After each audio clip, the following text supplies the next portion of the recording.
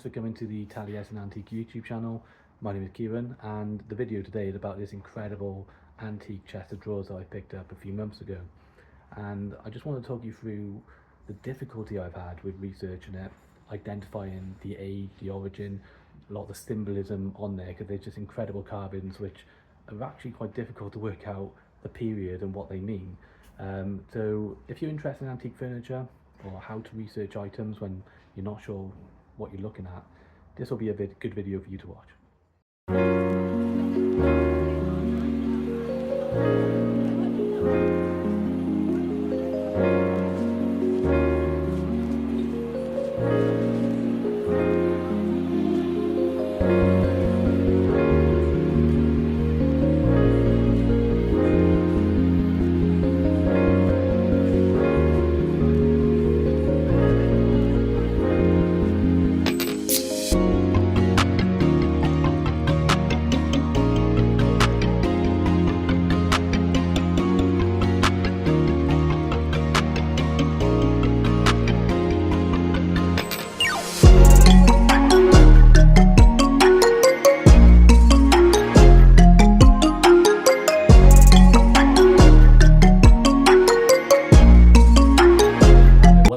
Piece of furniture. And to give you a bit of a backstory about how I ended up with it, now I've only been selling antique furniture for about 12 months. To give you a bit more of an overview of how I ended up where I am, I've been doing antique dealing for about 3 or 4 years. Mainly I was doing that on eBay, and in the last 12 months, well, July 2023, I quit my job, started doing this full time. I opened a store in an antique centre, which is the pumping station in Cardiff, and since then I've launched my own website, taliesinantiques.com, and it's only since then that I've started buying and selling antique furniture. And it's been a learning curve. It's something that I've been learning on the job. I've been trying to do some research, but it's not something I have as much knowledge in as I do in other areas that I've got more experience selling. And I've had successes, I've had failures. I've done really well with things like Chesterfield chairs and blanket boxes, plant stands. Interestingly, I found with antique furniture is things that people still find quite useful, quite functional, that they will spend good money on. Things I've had not as much success with are kind of older chairs, for example, maybe like Windsor chairs that are not. If you look into Windsor chairs, if you get a right one from the right period, which is made with real skill, then they can go for big money. Whereas if you get the more standard ones, I can end up having them for a long time. I've also had some, I've also made some mistakes with upholstering things as well. I paid somebody to upholster a piece of furniture. It's nothing against the job they've done, but they just never have come close to giving me the money back that I've invested in those items. I've ended up just getting rid of them, ended up selling them and making a loss on them. Now you might wonder, why wouldn't I just wait and just keep them there? Well, furniture takes up a lot of space in a small store. You want to be turning it over quite quickly. Now what happened with this one was, it came available on eBay. There was an auction for it. It started off at £30. I noticed it was in my local area, so I knew I could come and collect it. And I threw them an offer, best offer of £60, I think it was. Now the pictures weren't that good, but I could see the legs particularly that kind of drew my interest. I wanted something like chest of drawers do really well in general. Again, it's just one of those like useful items. So I thought, well, look, the pictures aren't great, but I can see that there's a functional item that has a certain amount of skill that's gone into it. So they accepted the offer. I went to collect it, and they had this. It's down in the Bridgend area, South Wales. Massive modern mansion, basically. And when I went in there, they said that they had this piece in the family for as long as they can trace back.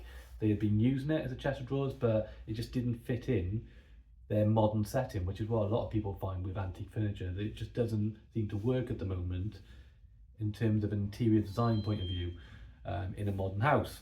I'm sure that'll change at some point, but that just seems to be the trend at the minute. Now when I saw it in person, I was just blown away. I could see these carvings and the craftsmanship, the skill that's just gone into every piece of that chest, and I just thought, well, I didn't really know what I was looking at. I brought it back here to my unit, which is near Caerphilly, where I live, and I've had it. If you watch my other videos, you'll see me talking about it, and it'll be in the background. I think I focused on it quite a few times. It's not the best way to do things with it, but I've been trying to do research, looking in to find out what it is, and nothing's coming up dissimilar. So it's just kind of stayed there because if I'm selling something, I want to be confident that I've done the research in it. And to be honest, something like that, you don't ever know. Could it be something more special? Could it be something that's so unique that it needs to go to a big auction house and, get the attention of the whole market? But, I can't sit on it forever, not literally. It's now gone down the shop, and I've started doing research and getting help from dealers that I know quite well down there. So what I'll do now is I'll start going into it in deeper detail. We'll do videos on certain sections, and I'll talk you through the research that I've done so far. Okay, so when you're doing research and you want to get to the bottom of the age and origin, you need to look all over the piece, and that's inside and out. So what I'm looking at here are the dovetail joints, which are made by hand on this particular piece, on the drawers. As we look around it, there's loads of examples of things being done by hand. That's a Roman numeral of 1, and each of the drawers actually has a Roman numeral, so telling you where they're meant to go. So this drawer gives a good indication of age. Handmade dovetails start to decline in the 1850s. Doesn't mean they go away completely, because a lot of craftsmen carry on using them, but on the whole it's machine made after that, and you can see when you look at dovetails how uniform they are to determine the age of them. Looking on the inside now, we'll come into it in more detail later on, but there's been a lot of changes to this piece from what it was. And also you can look at details like the handles. Now these handles are early 19th century examples. Doesn't mean they're from that period, but they're when they were more commonly used. Okay, so from what we've seen there, in my opinion, what we're looking at was originally made as a music cabinet at some point in the 19th century. And we'll go into further detail into where in the 19th century, because we're talking about a 100-year period there, as we look into it closer. So originally made as a music cabinet, meaning it would have been used to store sheets of music, potentially small units as well, small instruments as well. There would have been a shelf that would have come down originally, so you just pull it down, your sheets of music would be by there. And if you think about who would have had that made in that century, it's more than likely going to be someone from the higher classes, not the working classes. Who would have had access and need for such a specific piece of furniture to be made is somebody who is quite wealthy, in my opinion. At some point, and I believe quite early on in its life, it was then converted to a chest of drawers. So again, it makes sense. A music cabinet, a very specific piece of furniture, if you're not using it or don't need it for that purpose anymore, you could repurpose it into a chest of drawers. The reason I think it was early on in its life is, as we looked at, the cabinets themselves clearly have some age. We're looking at the dovetails, hand cut, very much in the late Georgian style from what I've looked at. The handles as well, they're very much in the Georgian style as well. And they've probably come off another piece of furniture and then been repurposed and put into this one. Now it's interesting, when I actually used a Facebook group, a sort of an antique furniture identification. They're really helpful, by the way, if you ever got something, is because it's putting it out to the masses. And usually there's people, you don't take everything. They say you don't just go with anything anyone says, but they do help set you on the right path. And I put it on there. It's one of those things that got loads of likes and people saying how much they loved it, but not many people able to say where it came from or what they think it was. But it was one person, and he described it as what he believed. I like the term actually, Frankenfurniture, and the idea, and this apparently happened quite a lot when I looked into it. It's idea of repurposing, taking different pieces of furniture for different reasons, whether they were broken or just not useful anymore, and using those pieces and just creating something new. And I think that's a fair reflection of what's happened here, and that will become clearer as we look into it further. So that's what I believe we're looking at. What we'll do now is I want to look at the frame of it and look at the specific craftsmanship and the details of things like the rope work and the carvings, and specifically the legs. So we'll take a look at that next. Right then, we're going to start on the top, and what you see here is a flower branch with the petals and the leaves as well. So well shaped, beautifully done, almost moving, flowing, with two butterflies flying amongst them as well. So an amazing start on the top there. Next we'll go to this rope work style that goes around the whole borders, around the whole thing. Just stunning. just so well made and beautifully carved. At the bottom there you see as well more flowers and branches, scrolls and a butterfly. So you can just see the detail that's gone into it. And talking of that, here we are on the legs, and this is what drew me to the piece originally. I got my torch there to highlight specific areas, but look at these, this creature here with the teeth, and just the shape, the scales, so you know it's a sea creature. Yeah, it's you know, I could look at this whole day, to be honest, and all four legs are done exactly the same as you can see here, with the same amount of detail, the same amount of attention gone into them. So this is just truly remarkable in my opinion. Okay, so what we've just been looking at are just amazing carvings of stylized leaves, butterflies we saw. What really impressed me is just the rope work around the frame and the borders of the chest. Just incredibly well done. Now they have all been done by hand, they've all been hand carved. What I was checking to see is if could I see evidence that it was done separately from the chest itself with a card and then glued onto the chest. Now I can't find any evidence of any glue being used. It looks to me like it's just been hand carved onto the wood itself. I don't know how possible or how much skill went into that if that was the case. Maybe people can help me with it in the comments, but it looks to me that it's just all been done on by hand, to an incredible standard. Now, looking at that part of the chest, if you had to say what style that came under, the leaves and the rope work, you would think of it as the Rococo style, which happened during the 18th century. So this is a type of style that flourished in that period, which focused on natural forms and really championed the idea of nature, and the beauty of nature. So you'd see a lot of floral work, animals, you know. So that's where you would look at that style and you'd say that came from. When you look at the legs, now they're interesting. When you first look at them, you don't think they look like dolphins necessarily. You think they look like some sort of, you know, sea serpent or potentially dragon is what I first thought. But they are dolphins, and this style, particularly in legs, is used quite a lot in really high quality pieces of furniture for a long period of time, for centuries. These originate from the Renaissance era, which that started in the 14th century, went right up to the late 17th century, I believe. And it was also used, both those styles were popular in revival periods. So when I think of periods, I think this is what everyone probably should do. You could say, well, that's clearly from the 17th century because that's when that style was flourishing. But that's not how it works. The styles started then, but they can be revived at any point. And you do find in the 19th century a lot of revivals of different styles, from going way back possibly to antiquity up to you know, Renaissance, neoclassical, Rococo, all being revived in the 19th century. So what I think we're looking at is revival work, but they're mixing up styles, and it goes back to this idea of potentially Frankenfurniture. Whoever made it is not influenced by one style and trying to be reflective of that. They're bringing a lot of different techniques and styles together. So what we'll do now is have a look at one side, one panel carving on one side. When you face it, it'll be the right hand side, and we'll talk about what that tells us. Okay, so we're first going into the bird, and they are the bird is surrounded by, again, the leaves.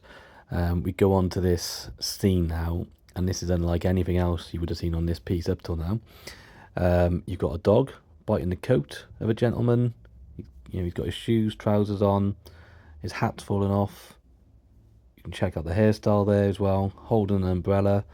In the background there's a fence that's been carved, his hands up in the air. It's clearly meant to be a humorous scene, this one. And then we go to the next bit of carving. So I'm not sure why I went up there. I'll come back down now. And here we have the next thing to throw you off. This is the Prince of Wales feathers. So that's the emblem of the monarchy, the heir to the throne, with the German phrase Ich dien, which means to serve. So that's what we're looking at on that side. Right then, so I'll start at the first carving, which was the bird. And I mean, this was a difficult one because if you look at it, my instinct was, well, that's an albatross by the looks of it, or a seagull was the other one I thought. But there's no evidence. I can't find any evidence of an albatross ever being used in any type of antique furniture, European or anyone else, as far as I know for that matter. It's just not something, it wasn't a very common bird to see, from what I can understand. Of course they would have known about them. I'm sure it goes back a long, long way when they would have seen them. The Vikings, I believe, would have seen them, but it just seems unlikely. There's just not that connection. The one thing that I can find, what you're looking for is, the elongated beak, the long wingspan. To me, I think it's a stork. That's what I would go with. Now, a stork carries a lot of symbolism around fertility and luck, going back a long time in European, culture, and not just in furniture. So that's what I think we're looking at, although it's open to interpretation. So if you've got a different idea, please let me know. Now, the scene itself, this is where this piece of furniture starts to throw you, because doesn't fit in with everything else that we've talked about so far. What you're looking at is quite a funny scene of a dog biting a gentleman on the leg, his top hat falling off, he's got his umbrella in the air, there's a fence behind him. He doesn't look like, my first thought is that looks like a Victorian, person in terms of their clothing. But who's to say, so I found that difficult to identify exactly where they would fit. I imagine, that is what somebody could look like in the early 19th century possibly, but it does, you start to wonder if it goes further back than there. Difficult to tell on that one. Now, again, something else that throws you is that emblem, the Prince of Wales feathers, and then Ich dien beneath. Now, that's the Prince of Wales motto as well. Ich dien in German meaning to serve, or I serve, and that's a very specific thing to put on a piece of furniture. That is suggesting some sort of connection with royalty, particularly the British monarchy, and being the Prince of Wales, potentially Wales as well. That's where they found it. That's where it's bought. That's where the family said they've had it as long as they can trace back in their family. They're from Wales, so is it linked to Wales in some sort of way? So, this is where this piece of furniture has really been difficult to understand what's happening. Now, the history of that motto is that goes way back to the Black Prince, which was a Plantagenet, during the Plantagenet era. This is where I'm testing my knowledge now, but I believe he is 14th century, and he took on that emblem when he was fighting in France. The Battle of Clichy, I think, if I remember. I've been listening to a podcast, This Is History, quite a lot, which focuses on the Plantagenets. So, if you're interested in history, I do recommend that. It's a really good listen. But he was the one who first adopted that, and then since then it's become the Prince of Wales emblem. So, what's that doing on the piece of furniture? Does that mean it's British and it's potentially Welsh? Who's to say? So we'll come back to that one. Now we'll have a look at the other side and take it from there. Right then, so this is the other side. Again, we see the bird on the top with the leaves surrounding it, same as the other side. As we come down to this scene, it looks like to me a young boy in European dress in an apple tree. He's got an apple in his hand. You can see all the apple branches around him. All the facial features are carved. He almost looks like a scout. There's a big tree trunk as well, so a lot of detail on that bit. And then beneath this one, we got a new emblem to look into. So you see a reef. I only noticed this later on, actually. So you got the Latin phrase there, which I'll come on to in the next part of the video. But there's actually an arrow going through it as well. I only just noticed that one, so I'm not totally sure on the meaning behind that. So this side again, just a lot of stuff going on. Alright, so on that side we see the bird motif again. Possibly I think it's a stork. Then we move into the figural scene. So what we have is what looks like a young boy sitting in an apple tree with a flat cap on. So that first strikes a chord to me as being a continental European scene. More specifically, I'm thinking Low Countries, Dutch, Belgium, moving into Germany. Really does not look like anything you would see in British carvings, particularly English or Welsh. So, that's another interesting one. Where is that taking us to? I have to think about that one. Then you have the emblem at the bottom. So that is a reef, and it says the Latin phrase, I'm just going to make sure I read this right, ex propice, I think it is. Now, obviously I don't speak Latin. That translates into one's own resources. Or it may be a reference to personal property.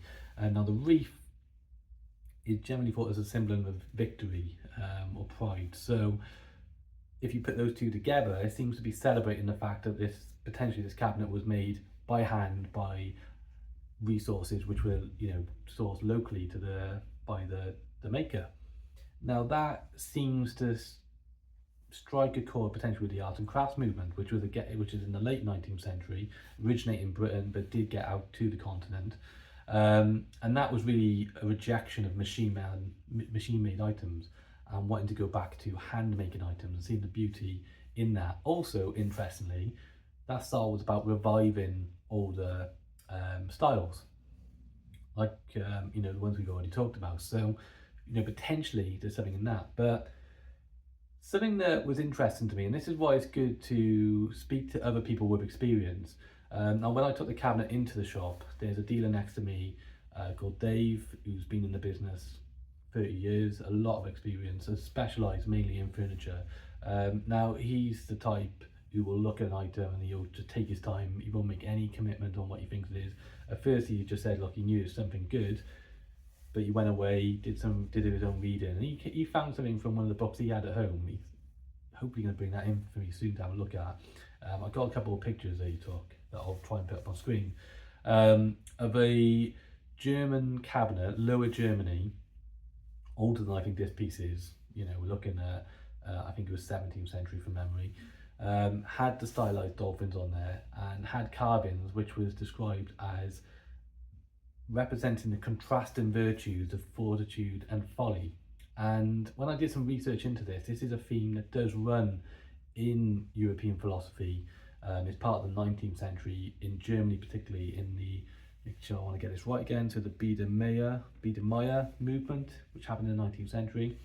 And these are contrasting virtues between fortitude, so wise, courageous, and folly, foolish, making a bad decision. Now, that's possibly what we're looking at. I'm not saying for sure this is what it is, but it seems like a good thing to go by for me. You got one side where you've got a young boy who's successfully in an apple tree, got his apple, looks happy. Then on the other side, you've got a gentleman who seems to be running into all sorts of problems with a dog biting his leg and looking pretty foolish. So maybe there's something in that.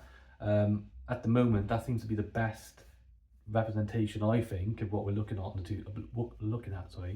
two sides. So what do you think of that? I thought we'd have one last look at the chest before I end the video. Alright then, so what are we looking at? What's the age of it? What's the origin of it? And look, I've got to be honest, it's a bit of an anticlimax. I can't tell you for sure. I haven't got anything that says it's definitely of this period and definitely of this maker and comes from this country, because as you've seen, there's so many contrasting styles and